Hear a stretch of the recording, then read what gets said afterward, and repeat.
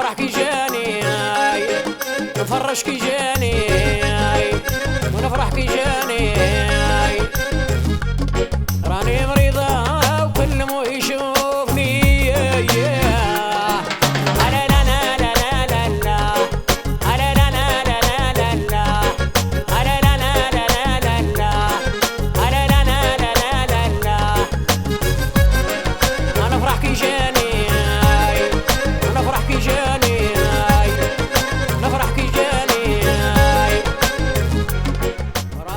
Tranche de vie, une émission proposée par JF.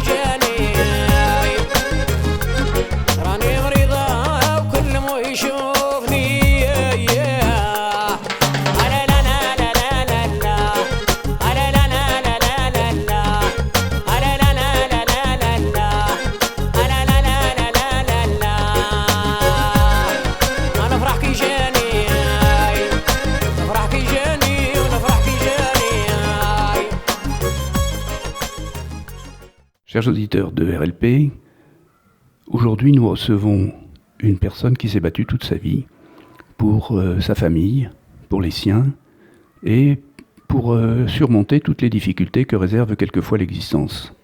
Il s'agit de Karima, qui est une habitante de Coulommiers-Chamiers et qui va nous parler de sa vie un petit peu aventureuse, mais tellement passionnante.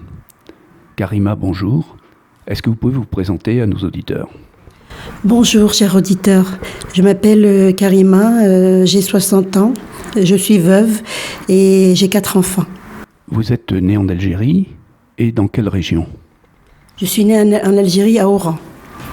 Je suis née en Algérie quand elle était française. Donc je me sens un peu française. Je suis née dans un petit village. Un petit village de l'Oranais. Voilà. Et que faisaient vos parents, Karima ? Je pense que mon père était agriculteur en Algérie et ma mère était mère au foyer. Et nous étions 9 enfants. Il y avait 6 frères et 3 sœurs. Et vous avez encore des frères et des sœurs ? Oui, j'ai toujours tous mes frères et sœurs qui sont éparpillés un peu partout, ici en France. Il y en a même certains que je pense qu'il y en a 3 ou 4 qui sont nés en France, qui sont français. Moi, je suis algérienne, bien sûr. Je ne suis pas née en France. Et nous avons vécu beaucoup en Algérie, mais dans ma petite tendre enfance, je suis arrivée ici sur le sol français. Vous êtes arrivée en France à quel âge ? Je suis arrivée en France, je pense que j'avais peut-être 4 ans. Juste avant, 4 ou 5 ans, juste avant l'indépendance. Et je me souviens que l'indépendance, je l'ai fêtée ici. Je me souviens très bien, oui, que l'indépendance, je l'ai fêtée ici, en France. Donc en 1962, vous étiez déjà en France, et ce qui explique que vous ayez appris très bien la langue, etc. Mais après, qu'est-ce qui s'est passé après 1962 ? Alors, vous avez fait vos études en France. Est-ce que vous avez fait des études ? Et puis après, qu'est-ce qui s'est passé ? J'ai fait toutes mes études en France. Depuis l'âge de 5 ans, je suis rentrée en maternelle. Et mon père a commencé à travailler. La vie était plus facile que maintenant. Et ensuite, bien sûr, j'ai grandi dans un environnement sain, d'une bonne famille. Mes parents étaient très, très gentils. J'étais entourée de mes frères et sœurs. J'étais entourée de beaucoup de personnes. Nous avons été beaucoup aidés. Et quand j'ai grandi, je me suis retrouvée... J'ai fait beaucoup d'études. Je suis arrivée, je pense, jusqu'en terminale. Et ensuite, j'ai ma maman qui est tombée malade. Et j'ai été obligée de rester, de faire l'alternance, quoi, de rester à la maison et de travailler en même temps et de faire des cours en même temps. Donc c'était un peu difficile. Je comprends. Et vous viviez, alors votre papa exerçait sa profession en France et vous viviez dans quelle région? Est-ce que vous viviez déjà en Périgord ou est-ce que vous viviez dans une autre région? Je ne vivais pas dans le Périgord, je ne connaissais pas le Périgord. Depuis que je suis venue en France, depuis l'âge de 5 ans, j'ai habité dans le nord de la France. Et avec toute ma famille, mes frères, mes sœurs, toute la famille, quoi. Et quand j'ai travaillé, quand j'ai fait mes études, c'était toujours dans le nord. Et c'est seulement après que j'ai connu le Périgord. Votre papa est décédé en France. Non, il n'est pas décédé en France. Mon papa n'est pas décédé en France. Mon papa est parti à la Mecque avec ma maman et ma mère est revenue sans lui. Donc il est resté là-bas, en Arabie Saoudite, parce que là-bas, on ne peut pas ramener le corps de la personne ici en France ou dans un autre pays. Elle doit rester là-bas. Donc il est décédé pendant le pèlerinage à la Mecque. Alors, après, vous êtes devenue une adolescente, une jeune femme, et qu'est-ce qui s'est passé? Quand j'ai atteint plus que l'adolescence, mes parents commençaient à me dire il faut se marier. Donc je ne voulais pas, mais à un moment ou à un autre, je me suis décidée et je me suis mariée. Mais je me suis mariée en Algérie. Je ne suis pas restée en France. Donc je me suis mariée en Algérie, je suis restée quelques années en Algérie. Et après, les problèmes ont commencé. Par rapport aux événements qu'il y a eu en 90, 91, il y a eu des événements et c'était pas beau à voir. Vous êtes mariée en Algérie. C'est votre famille qui vous a proposé un mari ou vous avez choisi un mari vous-même? Comment ça s'est passé? Est-ce qu'on peut vous le demander? Oui, c'est vrai que des fois les parents ils insistent pour qu'on doit se marier, mais moi je n'ai pas été mariée de force. Je me suis mariée parce que moi je l'ai voulu et surtout c'est à cause de ma mère qui était très malade et que c'était son vœu que je puisse me marier avant qu'elle meure, quoi. Elle est restée vivante, elle a assisté à mon mariage et tout ça. C'était très beau, mais après qu'elle est décédée. C'était pas forcé, hein. Alors, votre maman est décédée en Algérie ou en France? Ma maman est décédée des suites d'une longue maladie en France, mais elle a été rapatriée dans son pays pour pouvoir être enterrée là-bas. Inhumée là-bas, enterrée. D'accord, elle a été inhumée en Algérie. Ensuite, vous avez quitté votre pays natal. Et vous avez évoqué les circonstances de votre départ. C'est la guerre civile qui sévit au début des années 90 en Algérie, qui est terrible. Et c'est la raison pour laquelle vous partez. Et vous partez pour quelle direction? Il y a eu une guerre civile, c'est vrai, en Algérie en 90-91 et nous avons décidé de quitter ce pays parce que c'était plus vivable. J'avais des enfants, il fallait que je sauve mes enfants, que je me sauve moi-même. Donc je suis partie et la seule solution, c'était pas la France parce que je ne pouvais pas avoir de visa. La seule solution, c'était les États-Unis. Donc on a tout fait pour et nous avons eu la chance d'avoir un visa pour les États-Unis et quand nous sommes arrivés là-bas, nous ne pouvions pas rester non plus parce que c'était la barrière de la langue pour moi et pour mon fils. Bien sûr, quand je suis partie, j'ai pas eu la chance d'emmener tous mes enfants. J'ai été obligée de me séparer de mes enfants et d'en prendre qu'un. Donc je suis partie avec un seul enfant qui avait 5 ans et quand je suis arrivée aux États-Unis, je ne pouvais pas rester non plus, donc je suis partie au Canada. J'ai eu la chance d'être accueillie par un merveilleux pays qui est le Canada et c'est de là que commençaient les péripéties et beaucoup de choses. Alors des péripéties, il y en avait déjà eu pas mal, mais vous parlez du Canada, vous parlez des États-Unis où vous êtes arrêté d'abord et puis du Canada où vous avez fini par arriver, comme si vous y étiez parti. Est-ce que ça veut dire que entre-temps vous aviez perdu votre mari? Votre mari vous a accompagné au Canada? Oui, j'étais toujours avec mon mari. Mon mari était toujours vivant, donc on est partis à 3, mon mari, moi et mon fils. Et on s'est rendu au Canada, donc on a eu la chance d'être accueillis dans ce pays. Et facilement, on a eu nos papiers, on s'est installés, c'était la belle vie. Et bien sûr, je pleurais toute ma famille qui est restée derrière moi, ma belle famille, tout le monde, quoi, qui était de mes amis, tout ça. J'avais tout perdu. Mais et j'avais aussi laissé mes 2 enfants, qui étaient chez mes parents. Donc vos deux enfants sont restés en Algérie et sont restés en France. En France. Ah oui. Oui, parce que vos parents, à l'époque, étaient encore vivants. C'était une vie compliquée. Hein. C'était difficile. Alors, au Canada, la famille se retrouve un peu réduite et vous travaillez, vous avez une vie active, vous pouvez vous déplacer un petit peu dans le pays. Vous avez dit que c'était la belle vie, donc j'en conclus que c'était relativement facile pour vous. C'était plus facile que de rester dans mon pays, quoi. C'est ça que je veux dire. Parce que par rapport au travail, on pouvait en trouver. Par rapport on était tranquille, à la tranquillité. Par rapport à la tranquillité, on était là, on n'avait pas de problème. Il n'y avait pas de guerre, on était entourés, il y avait de l'aide. Donc, il y avait du travail, comme je l'ai dit, donc on n'avait pas de problème. Et tout le monde était bien, on s'entraidait, tout ça. La seule chose qui me manquait, c'était ma famille et mes enfants qui étaient restés en Algérie et en France. Bien sûr, je comprends. Mais alors, vous vous êtes intégré d'autant plus facilement que vous êtes installé au Canada, dans la partie francophone du Canada, c'est ça ? Oui, je me suis installée dans la partie francophone du Canada. Il y avait partie anglophone et partie en francophone, mais on n'avait pas de difficulté. On s'est intégré, on a appris la langue et ça s'est très bien passé avec tout le monde. Ça s'est vraiment très bien passé. Donc, quelques années de stabilité, de bonheur, et qui sont malheureusement interrompues par un drame qui est le décès de votre mari. Avant le décès, il y a eu la maladie. Il y a eu la longue maladie de mon mari et c'était très, très, très difficile parce que je venais d'avoir aussi un autre enfant qui est né au Canada, donc qui est canadien. Et c'était vraiment, vraiment dur parce que je n'avais pas d'aide. J'avais pas d'aide familiale, comme on pourrait dire. Mon mari était à l'hôpital, j'avais le bébé, j'avais les autres enfants qui sont revenus aussi avec moi. On était tous là en famille.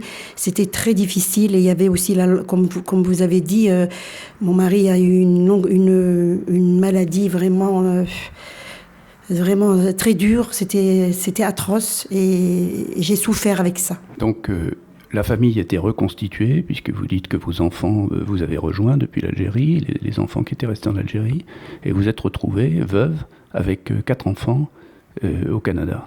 Alors, comment avez-vous pu affronter cette vie très difficile qui s'est prolongée quand même pendant plusieurs années ? Oui, c'est vrai. Je me suis retrouvée avec mes 4 enfants et mon mari est décédé, retourné dans son pays. Il a été rapatrié dans son pays pour être enterré là-bas.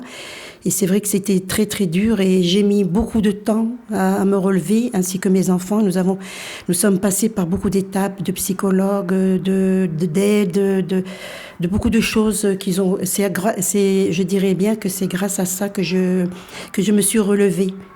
Et après une année ou une année et demie, je dirais de malheur, oui, j'ai rencontré une amie sincère qui m'a entourée, qui a entouré mes enfants. Grâce à elle, j'ai pu trouver un travail je ne dirais pas le terme oublier, parce qu'on ne peut pas oublier ces choses-là, mais son mari, mais c'est pour ne plus penser à tout ça et pour passer à autre chose. Donc cette rencontre, la rencontre de cette amie, vous a un petit peu remis le pied à l'étrier, et puis les choses sont reparties grâce à votre volonté. Vous avez relevé la tête et puis vous avez affronté votre nouvelle vie. Et ceci, jusqu'à quand ? J'ai travaillé quelques années au Canada et mes enfants, ils étaient toujours étudiants. Et j'ai un fils qui est parti, qui n'a pas voulu rester par rapport à la mort de son père et par rapport aux souvenirs qui est retourné en France. Je m'en suis sortie.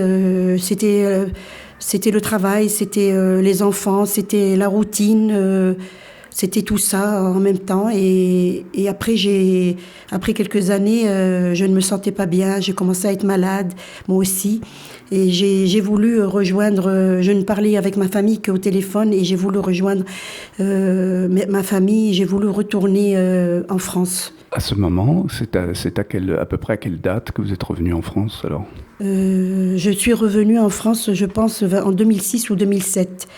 C'est par l'intermédiaire d'un frère qui habite ici, qui m'en a donné l'idée.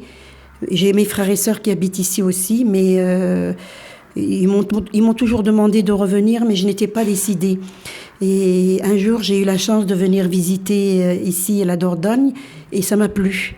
Et je me suis dit, pourquoi pas, pourquoi ne pas revenir ici auprès de toute ma famille et de pouvoir refaire une autre vie.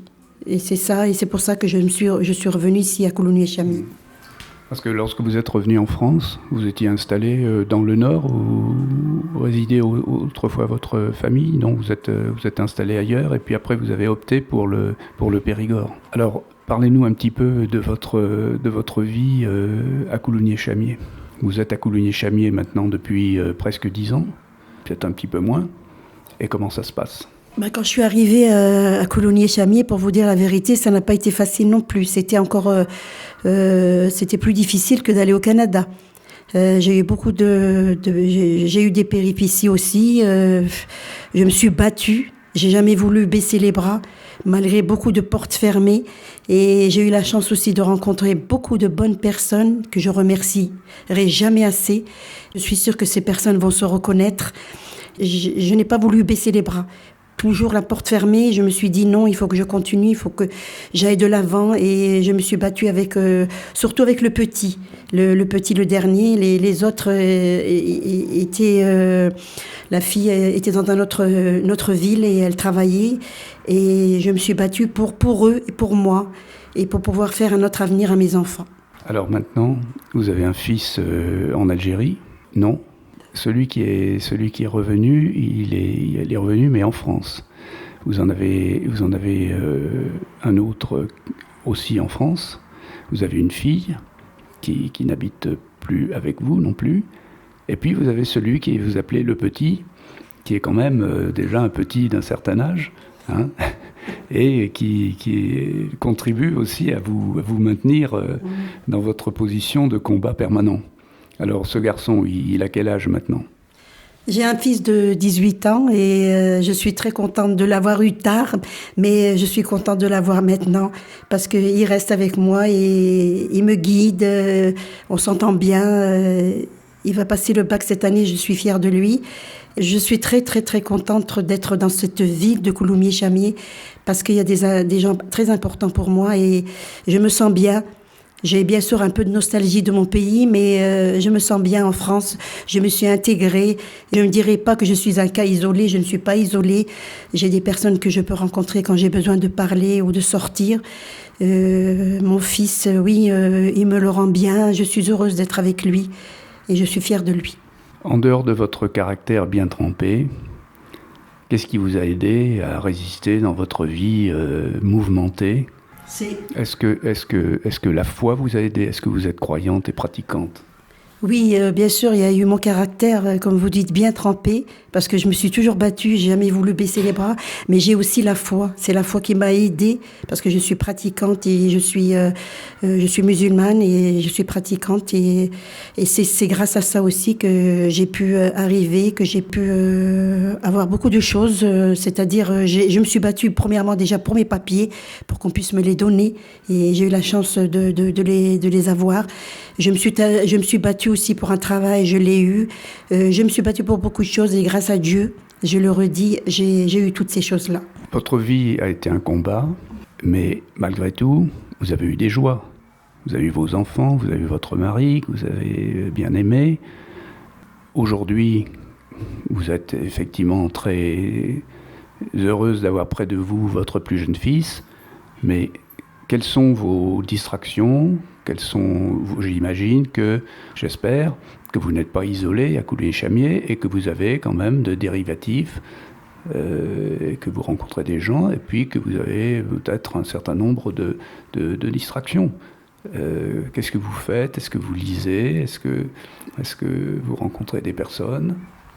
Bon, je n'ai pas une vie mouvementée, là, maintenant, mais je lis beaucoup, c'est vrai. J'allais beaucoup à la bibliothèque, je n'y vais plus, mais quand j'ai besoin de chercher ou de trouver des livres ou d'acheter des livres, je vais à la brocante. Donc, je fais beaucoup les brocantes, j'aime ça. J'ai beaucoup d'amis, j'ai aussi des marches. Là, c'est une association où toutes les femmes se rencontrent, surtout le vendredi, auprès d'un petit déjeuner. Cécile est là pour nous, elle est formidable. Je me promène, je vais au marché comme tout le monde. Bon, je sors un peu de mon isolement, comme on dit. Mais je ne suis pas seule. Donc vous êtes une citoyenne de Coulugny-Chamiers qui, globalement, est heureuse. Vous arrivez à un âge où on commence à penser à se reposer un petit peu, à se détendre, à oublier tout le stress qu'on a pu traverser. Et j'espère que les choses vont continuer à aller de très bien, hein, pour vous. C'est-à-dire que votre fils va s'engager dans une voie professionnelle, dans les meilleures conditions, et puis que vous allez continuer à être toujours aussi active et déterminée. Dites-moi, il y a une chose, on a parlé de la lecture.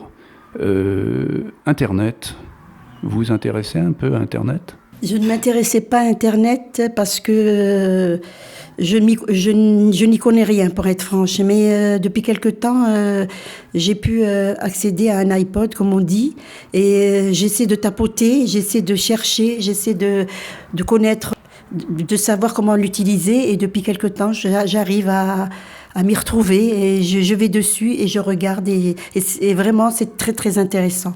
Alors, donc, vous avez un iPad, vous vous en servez. Bon, de toute façon, on n'a pas besoin de savoir comment ça marche. Il faut s'en servir, heureusement. Et donc, c'est une nouvelle fenêtre ouverte sur le monde. Karima, je vous remercie beaucoup.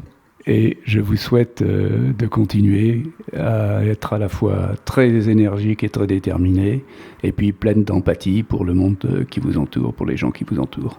Je vous remercie tous, chers auditeurs. Merci. الله يرحم اللي ماتوا. انت انا وشي اختي نخدموا بالقاله نتاع شارع الشهداء الجزائر، تحيا العاصمه. نيجينا جايين درنا لاكسيده في الطريق، داوني لكم وقالوا ميته. درنا قصيده قيس السبعه مع الصباح، 3 ماتوا احنا 5 سالمين. صرات بينا قصيده في طريق صابلات. الغالي بومزيزه والله يرحمه، غالي ومصطفى كيم السامين.